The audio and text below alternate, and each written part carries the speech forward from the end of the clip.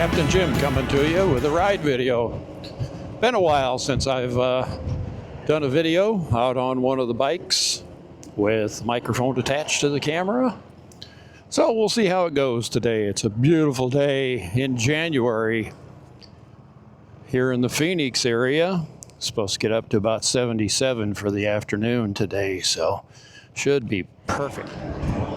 As per usual, for my short getaways, I'm taking surface streets to get to South Mountain. You can kind of see over there, there's the mountain. I got to go about 4 miles down the road to get to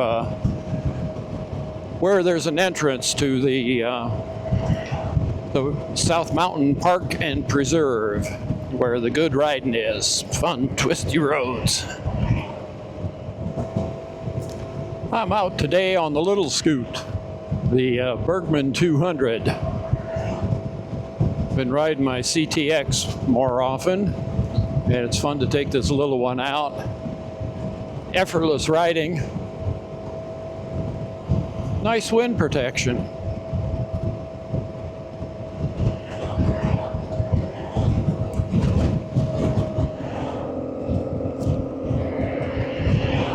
So why the little scoot instead of the motorcycle? Well, they're both fun. I enjoy them both a lot. My other bike is a Honda CTx 700 with a dual clutch transmission. And had I never had a scooter before, we started with a pair of Honda PCX 150s in 2013. After 40 plus years of motorcycle riding. But if I had never had a scooter before, I probably wouldn't have been interested in the DCT, the dual clutch transmission on the CTX. But I had 6 or 7 years of scooter riding in before I got another motorcycle with that CTX, and I gotta say that I quite enjoyed the no shifting. But I had a Vespa GTS 300 at the time when I bought the CTX and decided I would ride each of those for a while and decide which one I was going to keep, because at the time one bike per person was going to be all that I could do. And Joan already had her X-Max, and that's a 300. And so it gave me the opportunity to ride both, and I found that I really, really like the CTX. I especially like the dual clutch transmission on it. It gives you all the, some people would say, traditional motorcycle riding. You can put it into manual mode and shift it manually. Or you can put it into drive mode and it's rather sedate, or you can put it into sport mode. And that's honestly more the way that I would ride a motorcycle about 90% of the time. So it did a great job for that, and I kind of thought, well,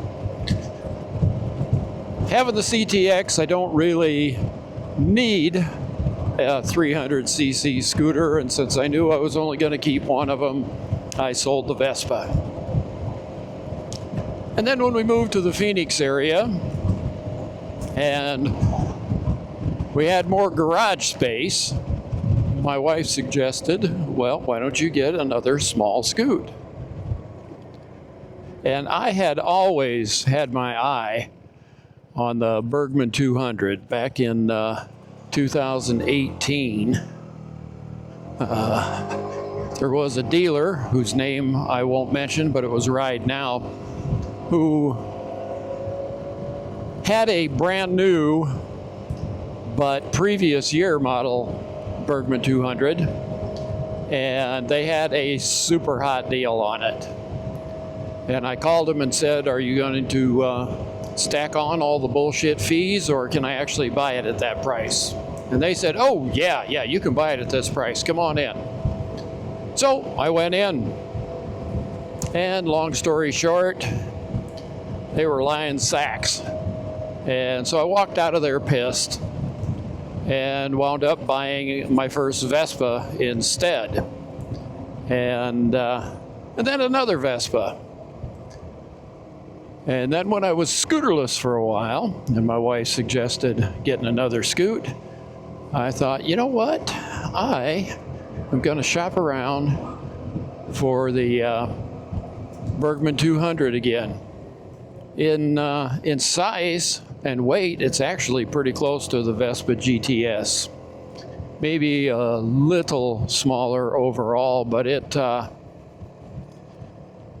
kind of reminds me of the Japanese equivalents of a Vespa.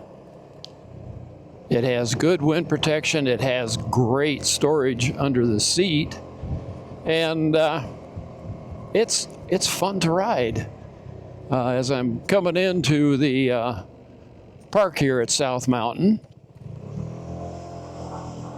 we'll get into some twisty roads here shortly, but this is one of those things where they've got a 25-mile-an-hour speed limit. Now, I'm not saying that I would ever exceed that speed limit, but you aren't going 65, 70 miles an hour riding in a place like this. So even if you were, and I'm not saying I will, even if you were doing 10 miles an hour over the speed limit, well, the Burgman 200 is absolutely in its element.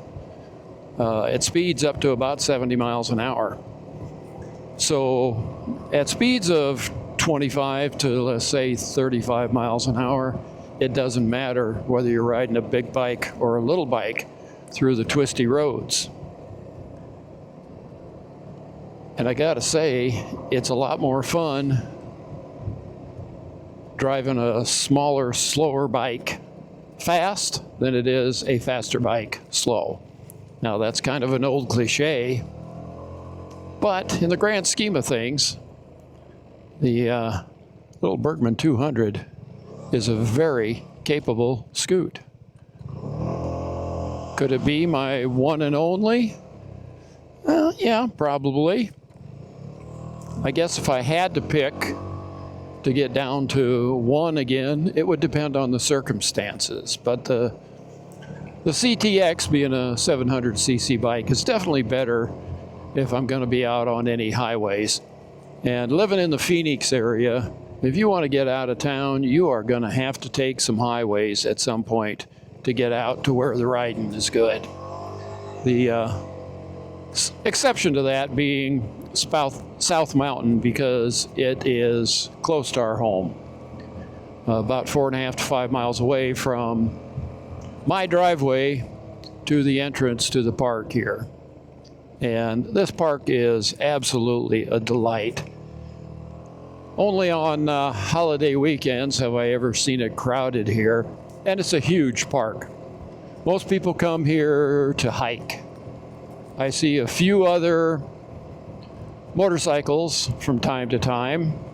You might have noticed that I passed by one going the other direction, and that's the first motorcycle or scooter I've seen since I rolled into the park here. And there's a lot of people who ride bicycles on South Mountain. And so you got to keep an eye out for that as well too. And here's an example coming up on this one. And according to the law here in the Phoenix area, you have to give a minimum of 3-foot clearance as you're passing a bicyclist. And we're just starting to get into the twisty part.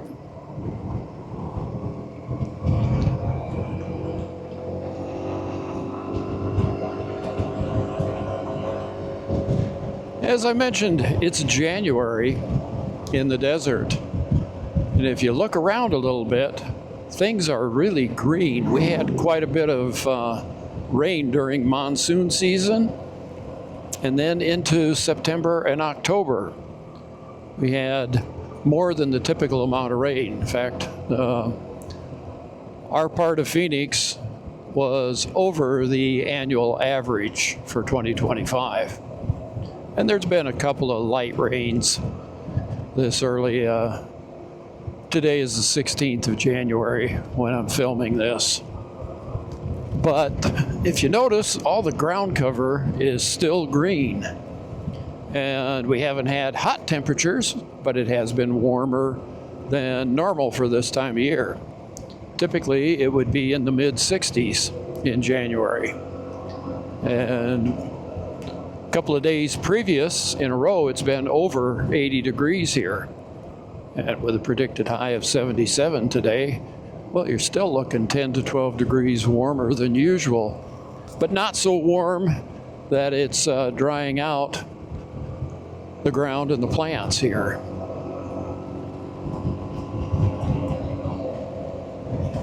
Now you can see that sign saying Winding Park Roads, 15 mile an hour speed limit.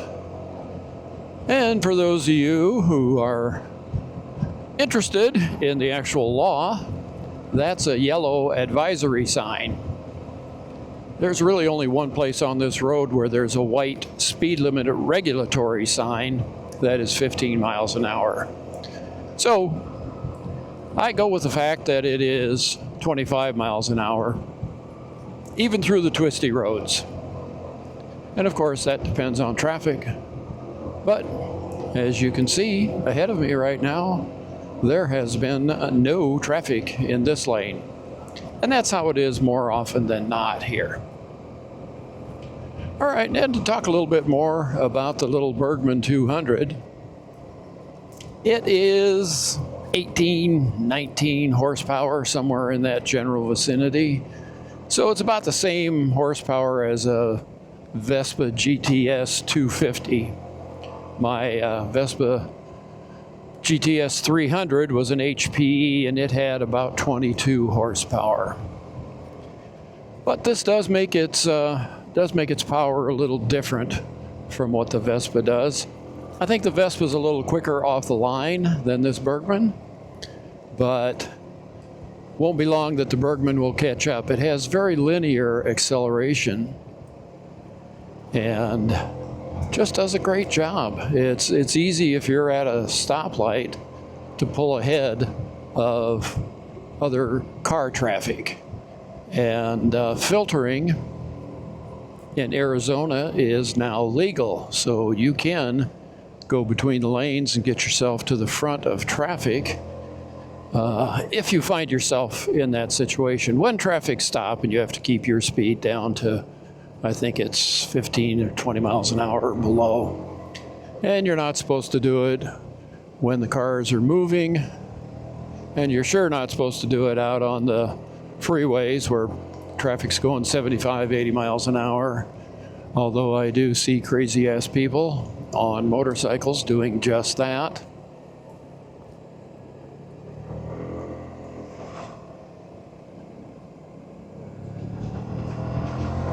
The Burgman is bigger than any of the other scooters in the 150cc class. Significantly bigger than you'd think 50 cc's would make it. But the stock seat that comes on the Burgman is huge. I call this Fat Bottom Girl. And for me, that seat was not comfortable. And I tried it for a while, and I talked to a custom seat shop here in the Phoenix area who said they could cut that seat down and get the hard pan cut down so that it wasn't hitting me right in the tailbone. And that would have run me between $400 and $500 to get that done and get the seat reupholstered with leather instead of vinyl. And instead I chose to go for another Corbin seat. And the Corbin seat is significantly flatter than the stock Burgman seat. It's much heavier. The seat pan is way more dense on this, and the foam is more dense, as you'd expect on a Corbin. This is the 5th Corbin seat that I've had on motorcycles or scooters.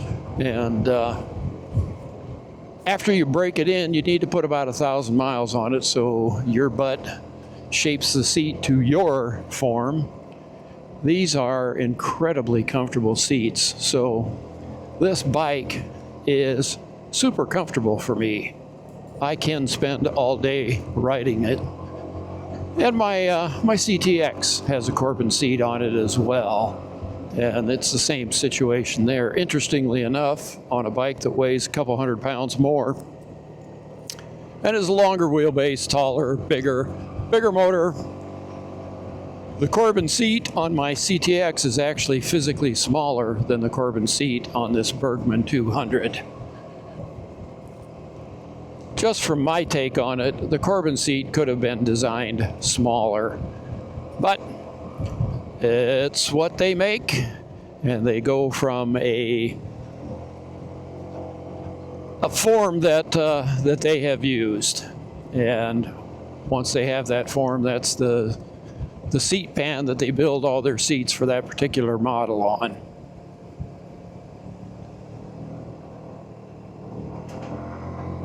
So this scoot is a dark blue color. It's not a high gloss, but it's classy looking little scoot from strictly a looks perspective. I think it looks bigger than what it is. My friends who are not riders at all have commented when I pull up in this, it's like, wow, I thought you said you were getting a little scooter. And well, yeah, it is. But with the Corbin seat and the fact that it allows me to slide back further on the seat, it does have a slight rise to it, and I do have a Corbin backrest on this seat, but I can set back a couple inches further than the stock Burgman seat. And so I have the option of where to put my feet. If I want them on the 45-degree inclined part, or if I want them flat on the floorboards here. I did not have that option with the stock seat.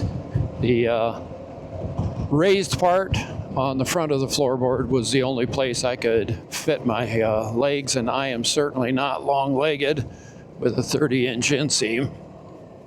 So I don't know what taller riders would do with that stock seat, because there's a limit to how far back you can push yourself because of that seat pan that's under that seat.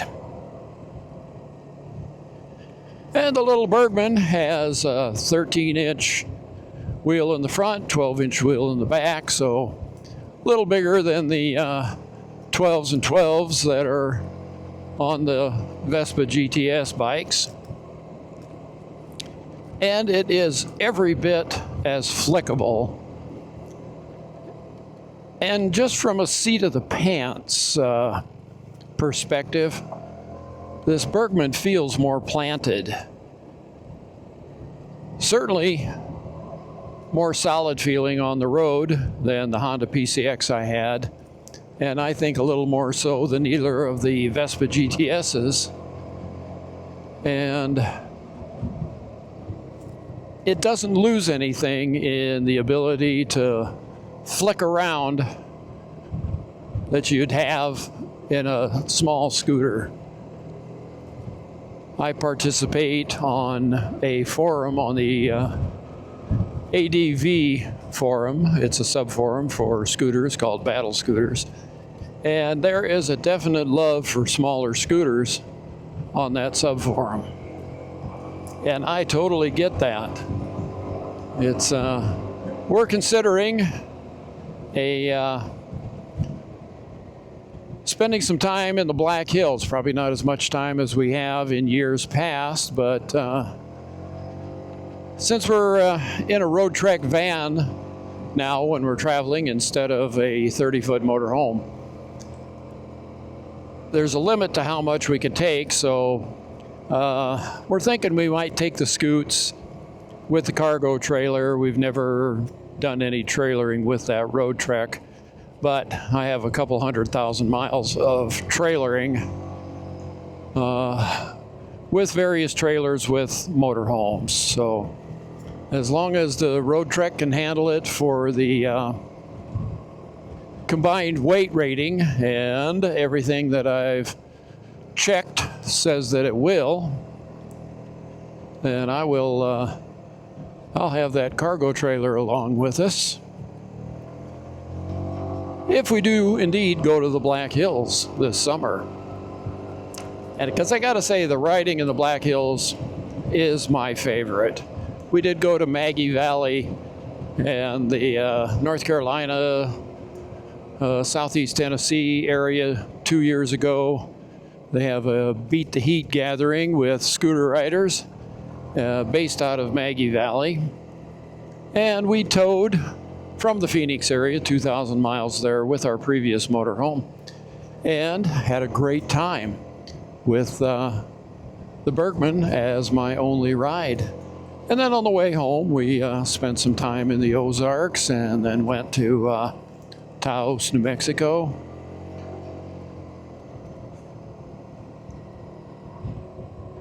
And the one thing that would be holding me off from taking the road trek out for an extended amount of time, we have a new family member.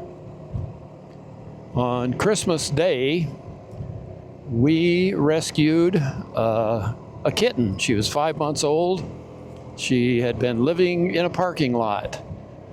Joan saw her 5 days before that, tried to coax her into coming over to us, and she wouldn't. And we went there at least once or twice a day for those 5 days. And so Murphy, our big furry boy who weighs about 15 pounds, now has about a 4.5 pound little sister.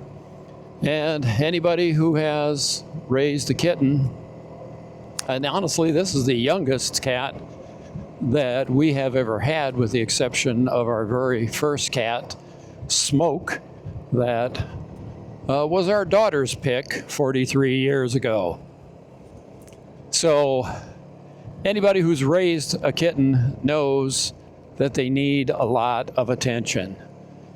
And you can't just let them have the run of the house, especially if they've been a street cat before. And so she's been spending a fair amount of time in a 4-level catio that is bigger than anything you'll see in any of these shelter rescue situations. And we let her out of there. But I'm not sure how we're going to do this with her and her much bigger brother in the road trek van. There's obviously not going to be room for a catio that size in a road trek adventure van. And even though we'll have the cargo trailer along, the catio isn't going to fit in there with a couple of scoots and probably a couple of e-bike mountain bikes that we'll be likely to take along. Anyway, as you can see here, I've gotten behind. Looks like a vehicle from Indiana who is driving actually less than the 15 miles an hour through the curves. And that is certainly their right to be able to do that. But we're getting to the highest part on South Mountain where you can actually drive to. There are higher points that you can hike to. I'm not going to be hiking today. If you can see out from the side over there, there's a paraglider out there. You may not be able to see that. But a lot of people here. Oh, there's a view of them. And you can see over that south side of the valley that would be called the Gila River Valley.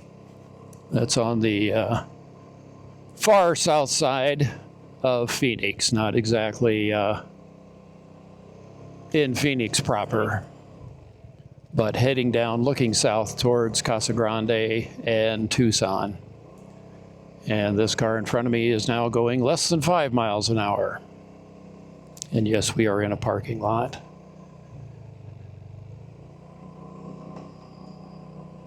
All right, just to get out from behind him, I'm gonna pull over. And I think I'll cut this video here for a while and make a decision here in a little bit if I wanna do some more on the way down the mountain. But if not, thanks for riding along. And if so, well, I'll splice some more into this. But thanks for riding along today.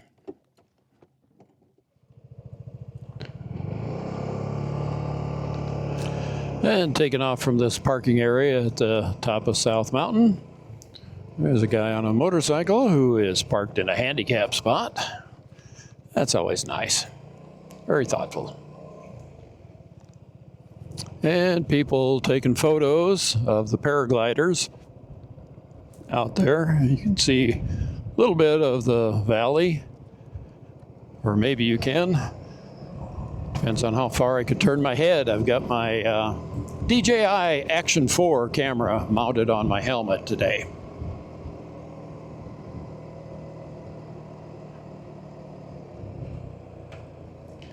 And I think I'm going to shut up for a minute.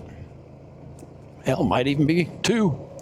And we'll play a little music and just enjoy the ride.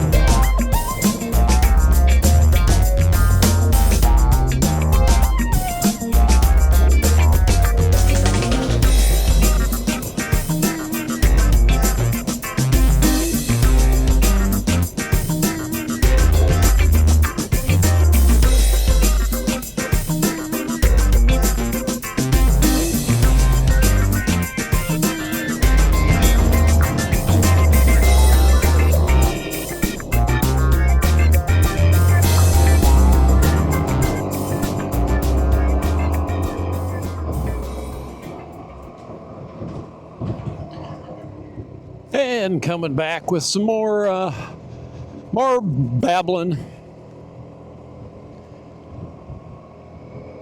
Just enjoying these roads up on South Mountain. They've resurfaced some of the roads. Well, more like they put a light coating over the top of them. There's still a lot of irregularities in the actual surface of the road. And something I don't know if you could notice in the video, but that is a real difference between a scooter and a motorcycle. And that is in the transmissions.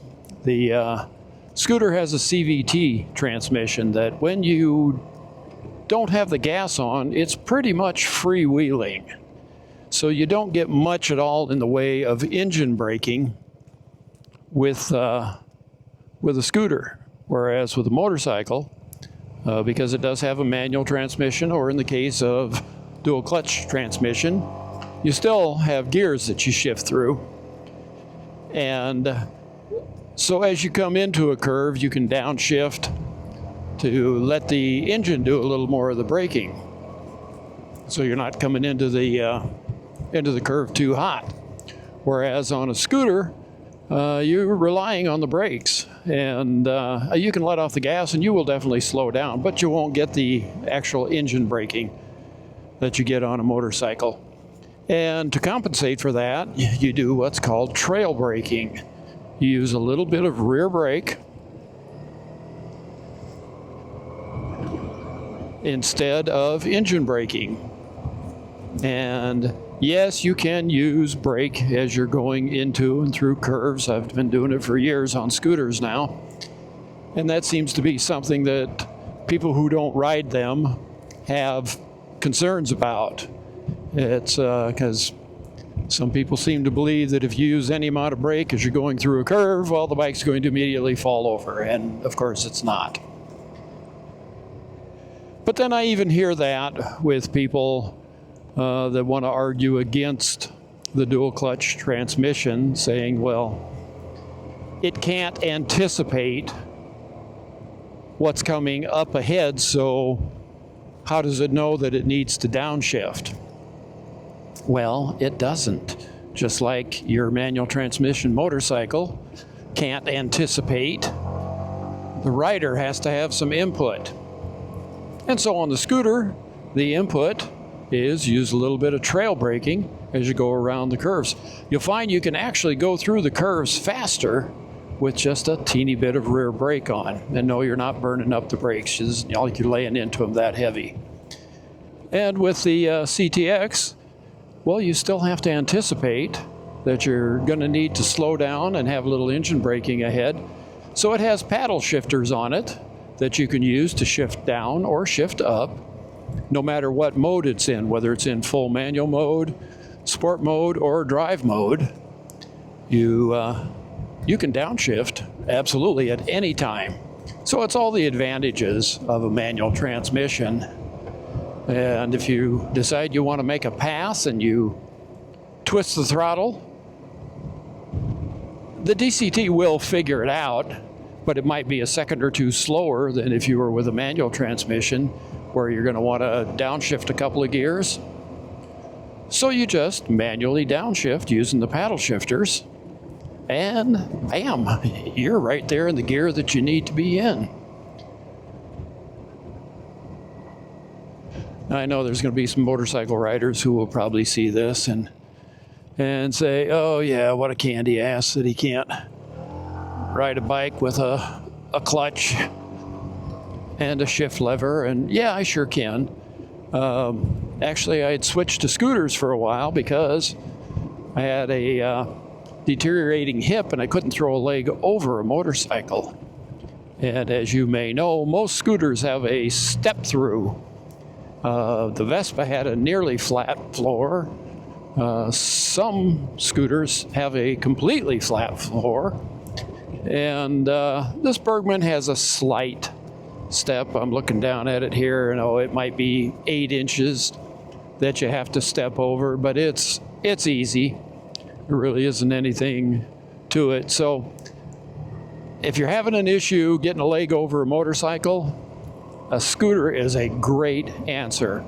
And I've got to admit something here. And I had said to my wife in 2012 that I think I might be done riding. It hurt too much to get a leg over. And because of that, I didn't feel as steady when I was getting on the bike I had at the time, which was a Suzuki V-Strom, which is a fairly tall bike. Loved that bike, didn't like the climb to get on it. And when it got to the point where it hurt so bad because of the hip that I was ready to give up riding, my wife said, why don't we get a couple little scooters? She's been riding almost as long as I have. When we were in high school, I taught her to ride motorcycles on my Triumph 650 Bonneville. That'll give you an idea of how much in love I was. I let that young girl, 16 years old, with no riding experience, after giving her some instruction in that, let her take my Triumph out. And she did great with it. She has done great ever since. And she has owned her own motorcycles and scooters over the years as well, including a stretch in the 80s where we both had Gold Wings. Of course, she had the bigger, fancier version. She had the Aspencade and I had the Interstate. But I'm digressing, as I often do. But to get back to the story about what's going on with the hip, that's when we got those PCXs. I was honestly embarrassed to even consider riding scooters because I was ignorant. And I think a lot of motorcycle riders think that scooters are for people who aren't capable of riding a motorcycle. And that's certainly not true, because you use, I'm going to say, 90% of the same skills as far as the ride is concerned, and you still have the same riding concerns about traffic and weather and that sort of thing. You just don't have anything to do with your feet on a scooter. There's no shift lever on the left side. There's no brake lever on the right side on most scooters. Some of the old vintage Vespas have a brake, or the Honda Helix have a brake on the right side. So you control everything with just your hands. It actually, I find it to be a very pleasant riding experience. And I am certainly capable of riding a motorcycle again. I had my hip replaced in late 2019. So I'm a little over 6 years on a new hip, and within 6 months, I was able to straddle a motorcycle again. But I was having so much fun with the scooters we had. I had a Vespa at the time, that I just didn't feel the need for another motorcycle. And then after spending a summer in the Black Hills, I really was missing having something with a little more power, a little more capability to go up and down hills, and I just wanted another motorcycle. So that's why I wound up with the CTx. I really knew that I wanted to explore the attributes of the dual clutch transmission. And the CTx was not on my radar. Honda had released the Honda Rebel 1100 with either a manual transmission or a DCT. And I was real intrigued by the idea of that. And we went to the local Honda dealer in Brownsville. We lived in South Texas at the time. And when he finally got one in, and I went and sat on it, and it felt really cramped to me. The riding position, the pegs were not forward. They were underneath the rider's hind end, not full back like a sport bike by any means, but it felt crowded to me. I felt like I was almost being pushed right up against the tank, and a single seat on it, so not much room to move back. And that was real disappointing to me, because I really wanted to like the premise of that Honda Rebel 1100. So, looking around to see what else had a dual clutch transmission, Honda also made a 750 adventure type bike, the NC 750X, and that was available with a manual transmission or a dual clutch transmission. And while we were traveling, came across a dealer who had one of those. And that was just the opposite of the of the Rebel. The Rebel had like a 27-inch seat height, something like that. It could have been even lower than that. And with my short inseam, oh boy, was that easy to flat foot. That NC 750X was tall. I could barely touch with tippy toes, not even being on the ball of my feet. And as a first motorcycle, after having hip surgery, I really wanted something that was more able for me to flat foot. So I kind of put the thoughts of that aside for a while. And then I started doing some research. What else has Honda made with the dual clutch transmission? And that's when I came across the CTx. Honda quit making it in 2018, and honestly, it's a damn shame that they did. But they didn't know how to promote the bike. They didn't know whether it was a sport bike, a sport tour, or a cruising bike. It has 17-inch wheels on it like a sport bike. It's got a feet forward position like a cruiser. It's got a fairly long wheelbase like a cruiser. And it has the parallel twin with the cylinders canted forward quite a bit and a 270-degree crank. So it has an interesting feel to the engine. It doesn't feel like what I would call the sewing machine feel of most parallel twins. It has a little character to it, and I really like the premise of that. The only problem was finding one, because the Honda didn't make a lot of them, and where we were in South Texas, I think the closest place I could find on Bike Trader where there was one was over 700 miles away. So I waited until we came out to the Phoenix area to visit our daughter with our motor home and a couple of bikes. We had the Vespa GTS 300 and my wife had her X-Max. And there were actually two dealers that had CTXs. Went and looked at one,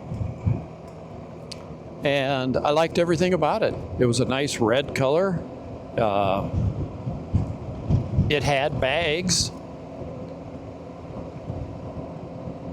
It was used, but they had a dealer markup on it for prep and handling, and they had it marked up almost $1,000 over what the used retail price should have been. And they had the unmitigated gall to put some of that on there. Well, here's the price of the bike. And now here we need the prep and the setup on it. And there's no setup available on a used, or no setup necessary on a used bike. And it wasn't like they had done anything to it. In fact, they hadn't even washed it. Still had bug splats on it. So I moved on from that. I looked at another dealer, and they had a CTX, but it was the kind with the model without the fairing. And I really wanted the fairing. I'm old enough and set enough in my ways that I like having a little wind protection. So I went on to Facebook Marketplace, and lo and behold, I found a guy that had a CTx 700 for sale. It was only 20 miles away from where we were staying in our motorhome. It had well under 2,000 miles on it. Had some nice accessories, the tall windshield, and I really wanted to just sit on it and see if it felt comfortable. So we contacted the guy, came out, sat on it. I said, I'm very interested. I think I would like to buy this bike. I would like to take it for a ride. And he said, nope, no rides. And I said, you know, I'm not going to buy this bike without riding it. And he said, yeah, I'm not letting anybody ride it until they pay for it. Okay. So I left and I thought on it for a day or so, and it's like, boy, everything about that bike is what I want. So I called him back and I said, I will put the money for the bike in your hands. Let's not sign any paperwork. Let me ride it a couple miles.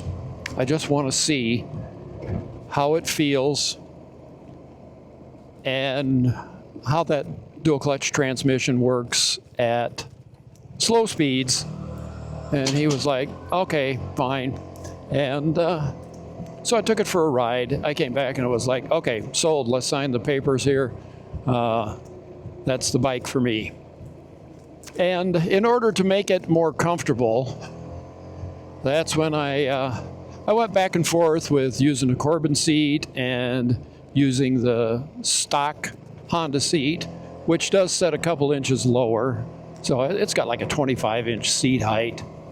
And I might be wrong there. It might be 27 or 28. It's a low seat height with the stock seat. But the stock seat doesn't have much in the way of support in it. It's soft, it's squishy, it feels good when you first set your butt on it. But if you're going to ride it more than an hour and a half or 2 hours, that soft, squishy seat is going to leave you with burning butt. So I broke in the Corbin seat on that one, and it's like, okay, this thing fits me like it was made for me. I added floorboards in order to bring the way forward foot position on it back a little further, and plus I like the stability of floorboards for a place to put my feet. And I added some other things, windshield extension to it, and a center stand. The CTx, like all of the Hondas that have dual clutch transmission, uses a chain, and chain maintenance is way easier if you have a center stand on it.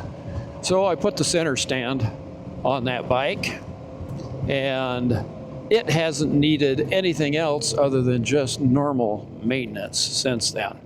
It has been great. And so that is my main rider. I'm going to sign off for just a second. Another rider pulled up just behind me at the stoplight on an Aprilia. That's a very nice bike. He's obviously a lot younger than I am and can bend himself more to the sport bike riding position. But I have no doubt that he just came down from South Mountain as well. And can't imagine that he could have gone through those twisties with any more enthusiasm than I did. Well, that bike may have a little more ground clearance and the tires might be a little stickier than what I have, so perhaps so. But realistically, you can't get that speed going much higher than what I can do on this. So, different strokes for different folks, different horses for courses. And we can all go up there and enjoy that ride on South Mountain. I know that's a favorite of a lot of motorcyclists in the area.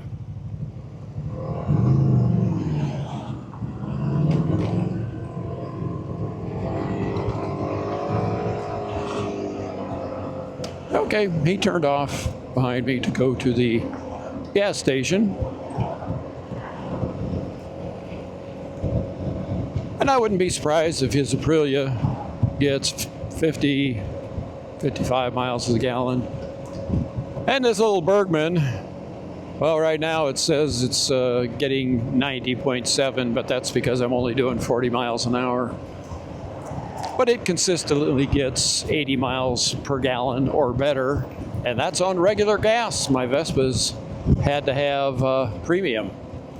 So another thing that makes it more economical. And it has a longer time between maintenance, like with the belt. I can go 12,000 miles on a CVT belt on this Burgman, where it was 6,000 miles on that last Vespa I had. And probably because they increased the horsepower on that over the 250 that I had. But I think I was talking about the CTX and the Burgman and what I like, and there really isn't much I don't like about either of those bikes. They really suit me well. So I'm going to wrap this up today. I'm back on the surface streets, heading back for home. Coming up on a school zone. You aren't supposed to be using your phone, and I'm not. I've got a microphone mounted inside my helmet, so no one would ever even see that I'm talking here. But thanks for riding along today. Beautiful day in the desert. If you're living somewhere in the frozen Northland, I hope you enjoyed some of the scenery and some of the greenery. And we'll see you in the next Captain Jim video. Bye-bye.